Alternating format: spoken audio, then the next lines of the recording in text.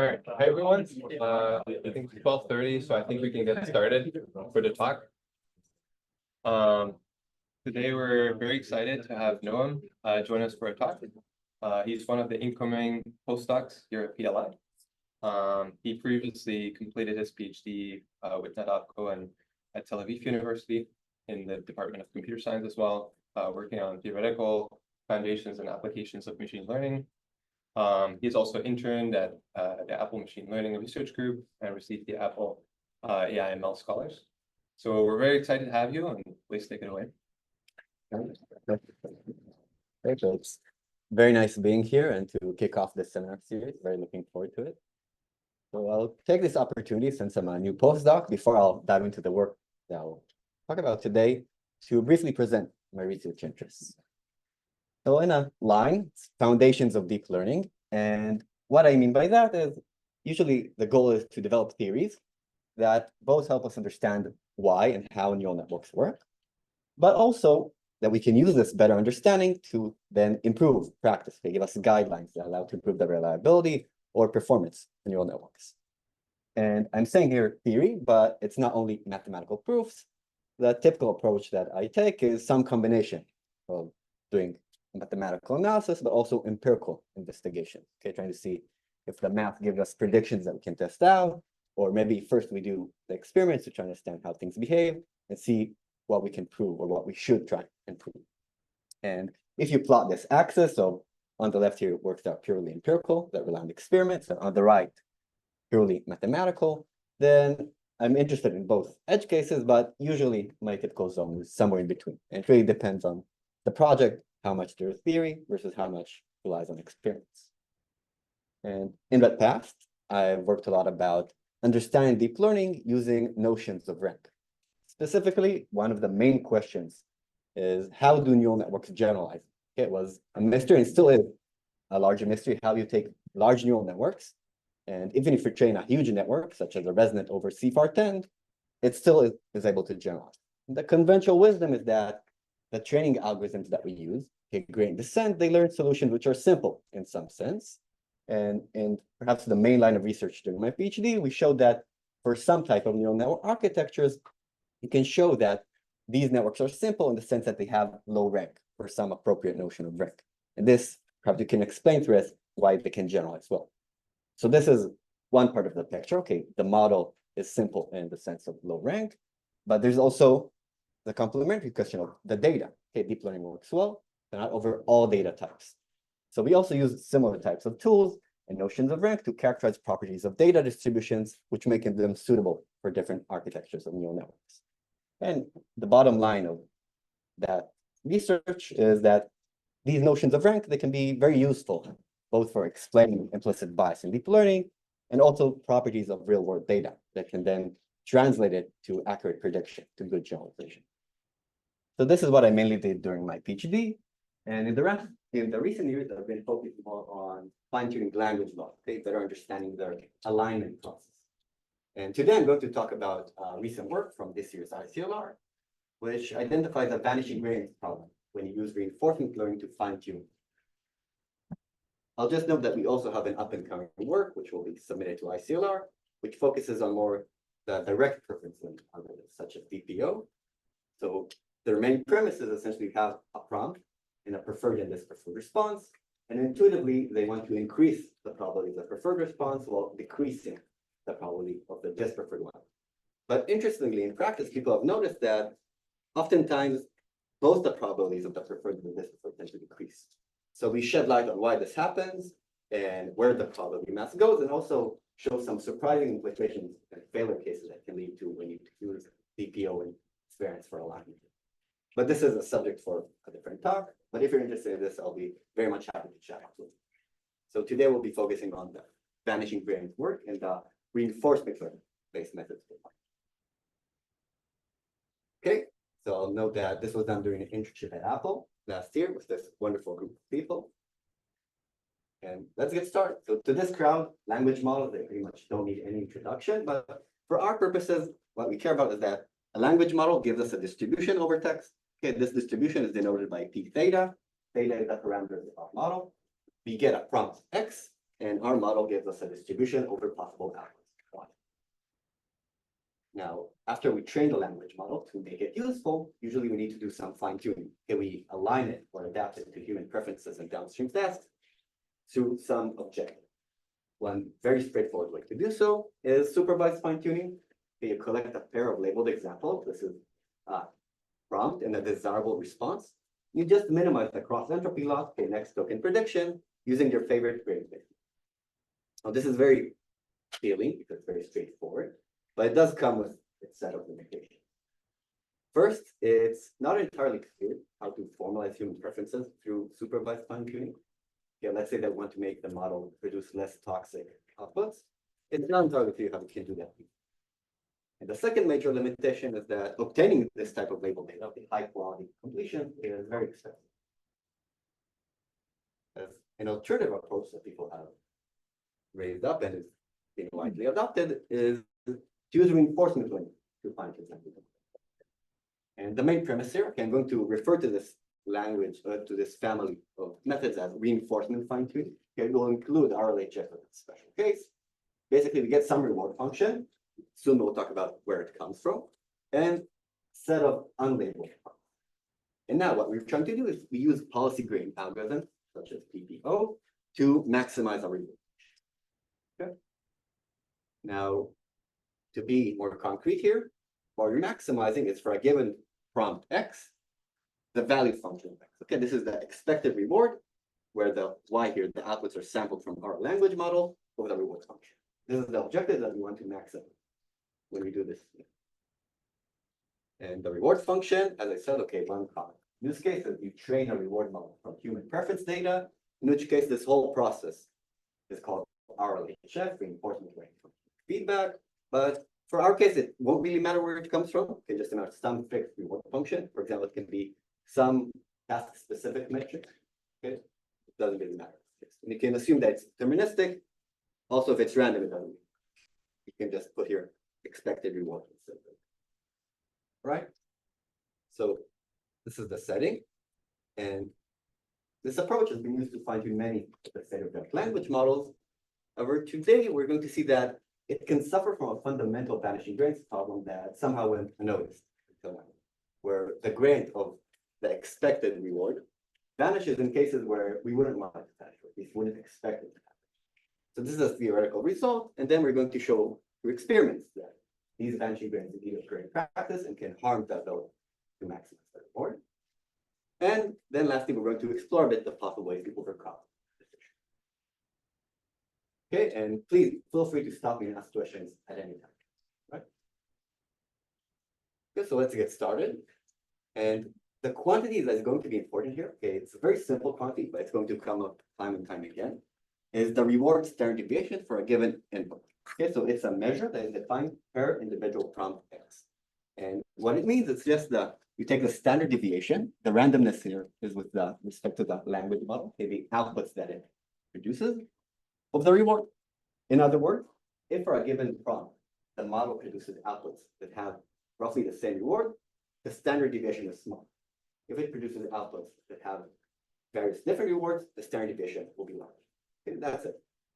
Very simple. It turns out that the norm of that gradient, okay, the gradient of that expected reward for a given input is upper bounded by this standard deviation to the power of 2 over 3. Okay, I'll note you that the same holds also for the PPO objective, which is slightly modified. You have an analysis result for it. Okay, so it doesn't change the phenomenon. The bottom line of this result is that for a given prompt, the expected gradient vanishes each time the reward distribution is small. And importantly, it doesn't depend at all on what the reward itself is, what the expected reward is. It can be very suboptimal. The reward can be very low, but if the reward distribution is small, we have 0 gradient. Okay, basically, this is a very flat region of the loss landscape.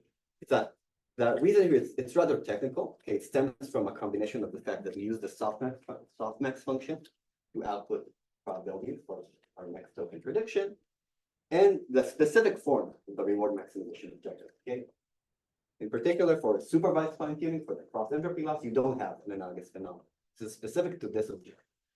It just means that it can be very flat, and specifically where the reward distribution is. Okay. I'll note that this bound, it applies to the gradient of individualism, okay?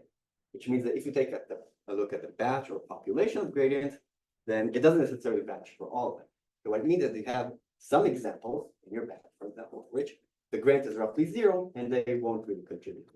And this can be problematic because doing reinforcement fine-tuning may not work so well for these inputs. These are adversarial. It's like worst case X. Right, so they're not necessarily adversarial, but there will be X's for which the reward standard will be high, and there will They be. exist X is what I mean, which Yes. is kind of like a. Yes, and as we're going to see, it really depends on the data. Right? It depends like on multiple things, but also on the data, on your language model, and also on the reward model, but for this topic, we won't really change the result. Okay, I also want to understand, so standard deviation talking about y is the answer for the x counts. Right. So you're saying if I use some model that with temperature 0, that always give me deterministic answer, then standard deviation is 0 and you never get any gradient.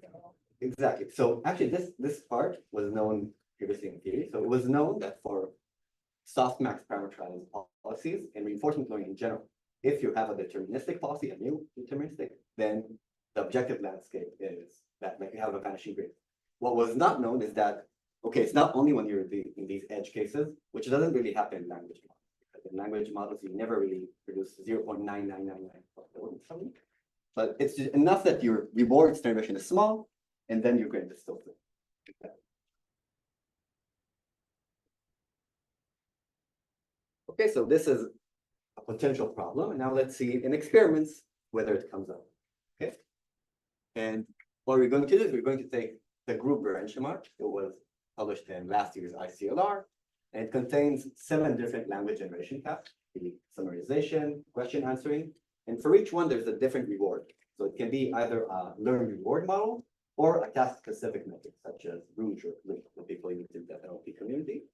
And we're going to use the same models from that paper, which were GPT-2 and V5 based. Now, a caveat here to be described, especially is that, admittedly, these models are relatively small for today's standards. The plus side is that it let us run a lot of experiments, but I think there's a lot of interesting work to be done to try and see how this scales to more complex pipelines and also data sets and monitoring. Okay, so with this caveat aside, what we show on this benchmark is that for 3 of 7 data sets, we have a very severe vanishing gradient. Okay, specifically, there's a considerable number of training examples for which initially, under the pre-trained model, they have a low reward standard deviation. Okay, and this means that they have a 0 expected gradient, roughly 0. And this is even though they have a low reward. Okay, so let's see how this looks. The prime example here is the narrative QA dataset. This is a question answering dataset. What you see in this plot, each dot is a training example. The y-axis, this is the reward mean that we estimate, okay, under the pre-trained model. And the color, this is the standard deviation of the reward. The x-axis is just I sorted the examples according to their standard deviation. This is why you see that the color has a nice gradient. So on the left, what you see is the examples with the small, and they have essentially roughly 0 reward standard deviation. See, so around 15 to 20% of the training examples have roughly 0 reward standard deviation, and also roughly 0 reward, small reward. This means that we expect reinforcement fine-tuning to not really work so well over there. On the other end of the spectrum, we have the IMDb dataset here. Each input is a partial movie review, and the reward is basically a sentiment classifier. So the goal is to produce completions with a positive sentiment. If you do that, you have a higher reward. And see that in this dataset, you don't really have vanishing grades. Here, you see that the vast majority of inputs with a small reward standard deviation already have a high reward. Okay, so it's expected that they have 0 grades. Not problematic. I have a quick clarification question about the standard deviation, like what is taken over? Like it seems like you have a standard deviation per sample. Right, so you look at an input X, you sample multiple outputs, right? The standard deviation is with respect to the completions Y for a given X. So you sample multiple completions, compute the reward, take the standard deviation. Right, so for each output, we sample here, I think it's either 10 or 20 outputs. For each input, sample 10 or 20 outputs, compute the reward, take the standard deviation. I see. Can I ask what's the reward about, for example, for the IMDb data set? Right, so here this is a learned sentiment classifier. So basically gives you a higher reward if you produce text which has a positive sentiment. Here, I think it's a task specific maybe. I think it's one variant of rouge.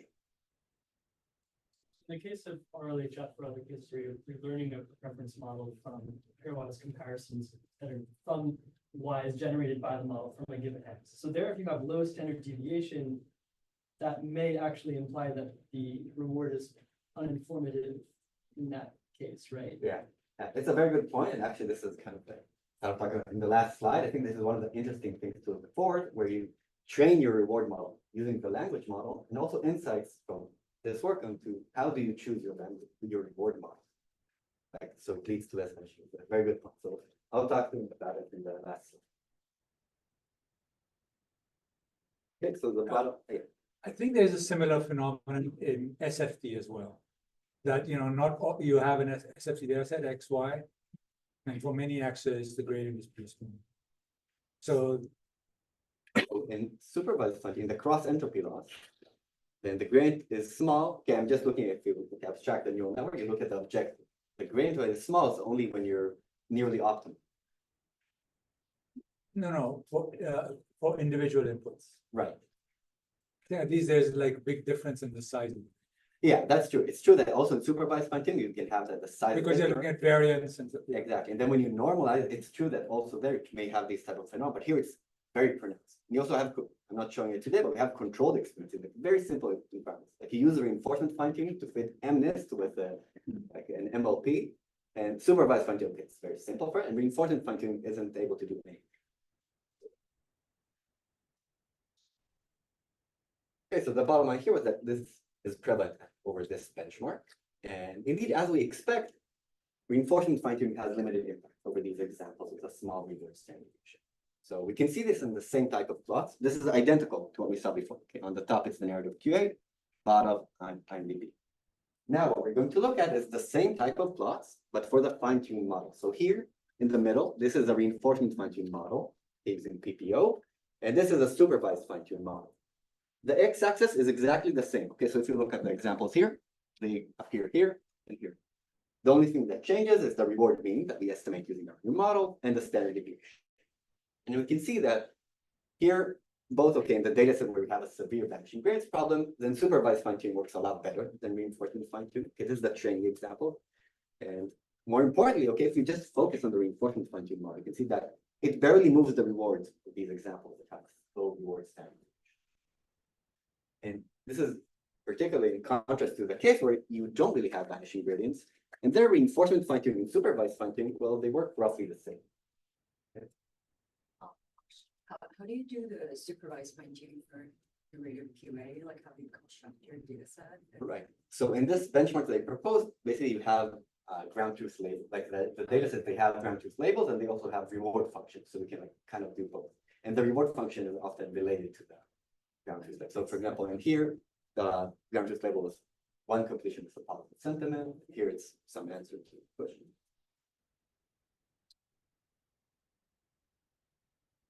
Okay. So the last thing that I'd like to remark here is just that this connection between the reward standard deviation of individual inputs and how well reinforcement fine-tuning works over a given data set is quite remarkable. Okay, if we plot, this is all the data sets in the benchmark, each marker showing a data set.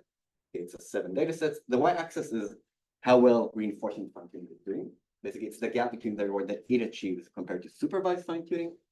And the x-axis is some measure of how severe the vanishing grade is. So specifically, we look at the percentile of the reward standard deviation, the 10th percentile of the reward standard deviation under the pre-trained model. Okay, so the lower this is, the more you have inputs which have a lower deviation. And you see this nice monotonic relation that how well reinforcement fine-tuning works is it drops. Okay, so that was the empirical evidence of the group benchmark. And any questions? I wonder, would it make a difference if you like supervise fine-tune first and then use RFT? Like, Yeah. For the narrative QA, would it be different? Exactly. So we're going to talk about in the couple of seconds. Good question. Excellent question. Okay. Any more questions? Okay, so now we're going to talk about, okay, what are possible ways to avoid or eliminate this issue? And one might think, okay, maybe this is not that such a difficult of a problem. Maybe you can increase the learning rate, add temperature to the logits, or do entropy regularization. But it turns out that both in theory and also if you use this in practice, it doesn't really help. However, if you do an initial supervised fine-tuning phase, then an observation we can make, because this is a very common practice to do, is that it substantially increases the reward standard deviation of these inputs which are stuck. And we saw this plot before, it's the exact same plots. This is the pre-trained model for the narrative QA.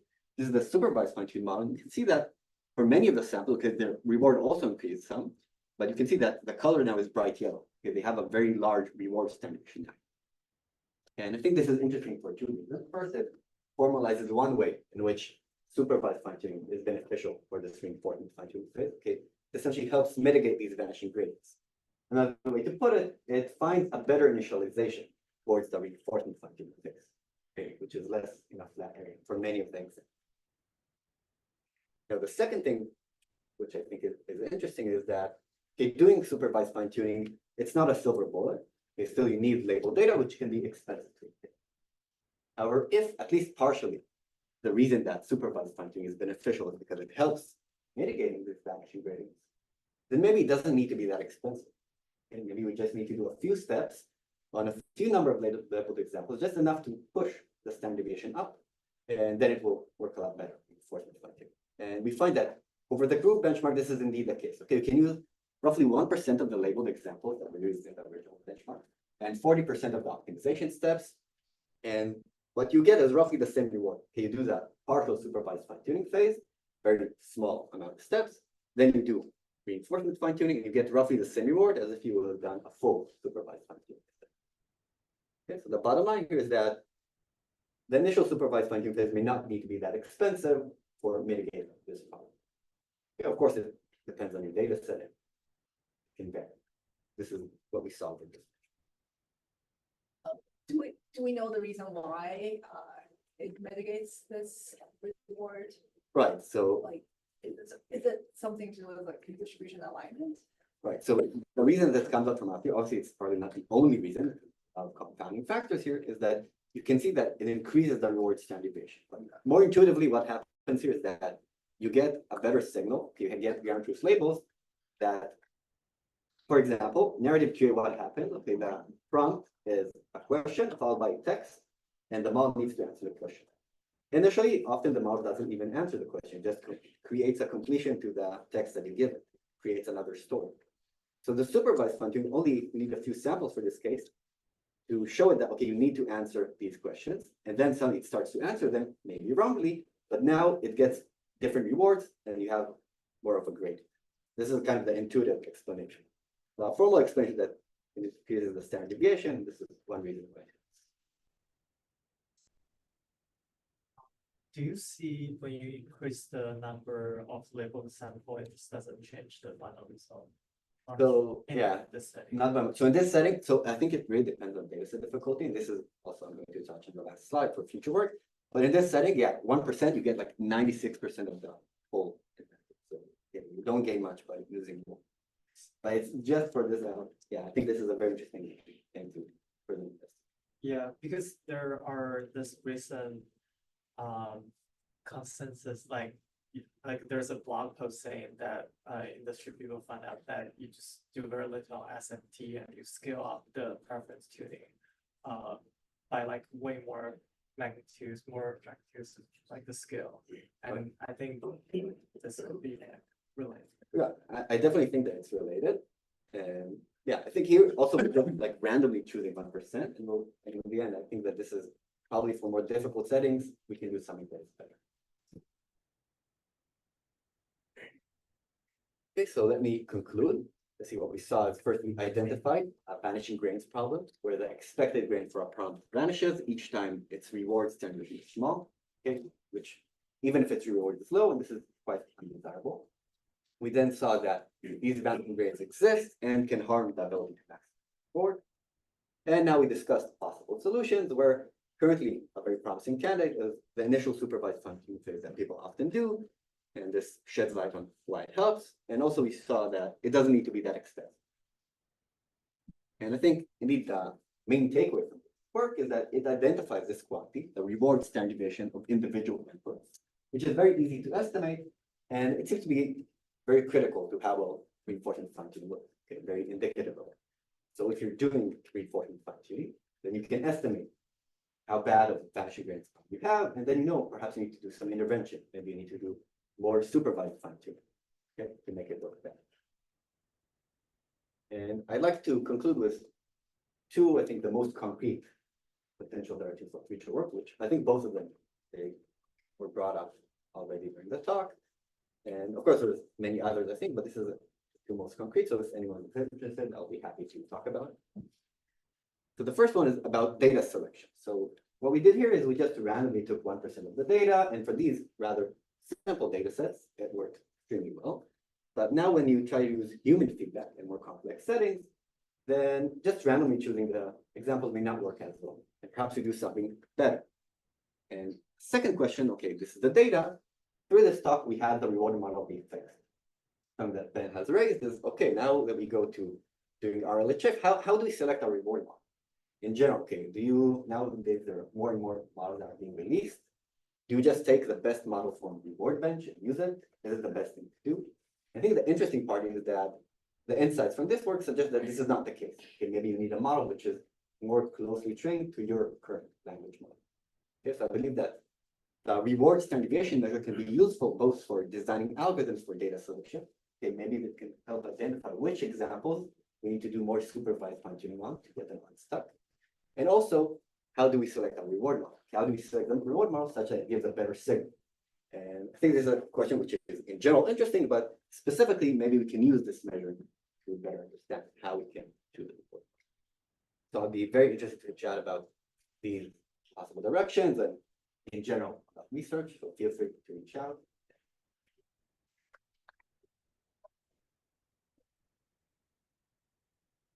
So, but at the end of the day, the selection method is compute the norm of the gradients and see Right, so if it's large enough. so the nuance here is that this is the expected gradient. Yes. So it's very hard to really estimate it exactly. And this reward standard deviation is perhaps a better way to get an estimated out of the case. And also perhaps, okay, I'm not sure it's cheaper. We need a forward path without a backward path. And so there's this nuance thing there. In practice, you sample, and this is the gradient of the expected. So in reality, your sample gradient may not be exactly zero, but if your expected gradient is zero, it means that, okay, probably, okay, even if you're sampling either, okay, it may not be any good direction. And it also shows that, okay, if you try to improve your estimate, it won't help you because the gradient is zero. But usually you would, for a vector, you would say it's the expectation of this norm squares. Right, yeah. So, but this I think is a better way to get an estimate. Why is it better? It's just the expected norm square. No, the reward the standard square. deviation. I think because if you just look at the gradient, then I'm not sure how accurate this is. So this is something that you need to be studying more in theory of, like, what is easier to estimate, the reward standard deviation or the expected gradient? Yeah, I'm not sure like if there's a clear answer theory. Got it. One quick question, also so you mentioned this vanishing gradient stuff is like for the value function you define it just for the reward. And in practice, like we might use the PPO or we might use DPO, and for like different type of algorithm, gradient is also slightly different, and whether that benefits still Exactly. So I mentioned it in a bit, yeah. So for PPO specifically, we show that you have an analogous result. So PPO with the clipping and also PPO with the KL regularization, you have an analogous result. You have plus another term there. Okay, you have the same term plus another term, which depends on how far you strayed off from your reference. How about DPO then? DPO. So DPO doesn't suffer. So direct preference learning algorithms, which is perhaps another way in which they're better, they don't suffer from this problem. Essentially, their loss landscape is more close to cross entropy loss. So for the stuff you said, you have vanishing gradient and then the PPO doesn't work. For that kind of a scenario, does DPO actually just work? Or? So just work, I guess it depends on how you define work, but it doesn't suffer from vanishing gradient. It's not the same.